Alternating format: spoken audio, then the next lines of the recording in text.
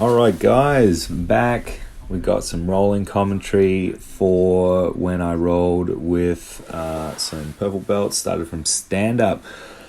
And so here it is, guys. When I'm going from stand up, I often will have two modes. I mean, just like when I roll. Please forgive my moustache here. We do a Movember thing. Anyhow.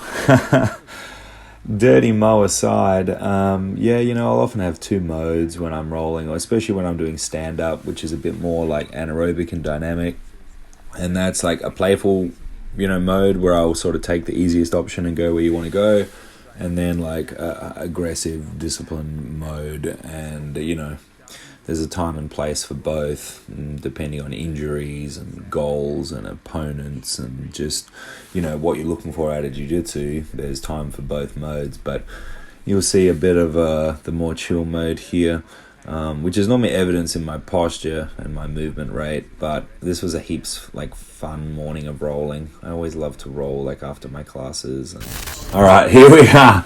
I've got Carl. As you can see here, just kind of like being a bit loose. You'll see my posture is normally pretty good, like with my neck and my back and stuff. Even though I'm sort of like playful, my body's like still in a powerful, ready stance. Especially when I'm playing in the gi and judo and stuff, I really like to be sensitive to my partner's movements. You let me have a little arm drag to guillotine there. If you do an arm drag and then guillotine on the same arm, it catches a lot of guys out. So I'm just banking onto that neck, pummeling into the legs, and then moving from out for my finish. Obviously, a bit of a quick. Anytime you've got a guillotine, you've got a takedown, a reversal, you've got a submission potential. Poor Carl, his neck probably been choked on too many times. I seem to be laughing to the camera about it. We're always joking and laughing about something. Especially Carl, he's always laughing. So I'm sort of like trying to let Carl like initiate a little bit here. I got probably about like 5-10 pounds on Carl. So give him the initiative here. Didn't really know what his plan was, whether he wanted to play like wrestling or judo or not sure. I was just working a couple like little takedowns. Normally when I'm training, I'm only really trying to use like stuff that I'm working on, and helps me iron out details. Good little low inside single, although being a massive fan of that shot, I do also have quite good defense to it, I've found. But I love that shot. But being tall and flexible and knowing a few defenses has just let me there control his far foot, sprawl, move to turtle, and just try to get that back. Again, look at the high lower hook. You're always trying to get that lower hook high. Don't leave it down between the legs. Again, you have to in competition sometimes, but again, I don't think you should do jiu-jitsu for competition. You can do competition for jiu-jitsu, but not the other way around.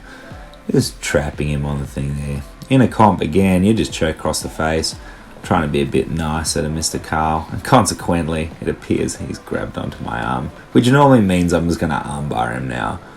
I'll just abandon this choke. Oh no, I've given him a body triangle. I would not be squeezing that. Very hard. Body triangles can be pretty nasty, as you probably found out. Just moving under his chin. Just get the one-handed rear naked choke. One thing about the body triangle is I find it does give the one-handed rear naked choke a bit better, just because you can hold their hips, and then when you pull the one elbow back, their sort of spine doesn't come with you as much. The hips don't rotate with you and take away from that choking torque. Carl's having some big breaths here. Fair enough if you've just been choked by another human being. That inside low single of Carl's there was like, that's a good shot. I like that shot. This is like after classes on a Saturday.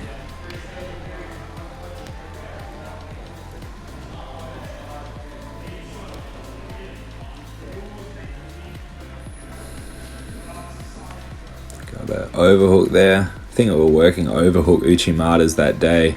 Well, I mean, hence why I've probably just chosen to do it, to be a good example to my students. And anytime you're throwing from an overhook, being willing to backstep like that and backstep back is such a crucial part of the throw, so you actually end up on top, the very point of the throw. And I've now backstep again. This time I'm attacking legs, more sinister intentions. So I've got the primary leg there, and he's in. That's I think this position that I'm in now is my favorite leg entanglement position, and it's one I use most. I certainly feel it's the most effective and dominant way to attack that inverted heel hook. Well, there you go, guys.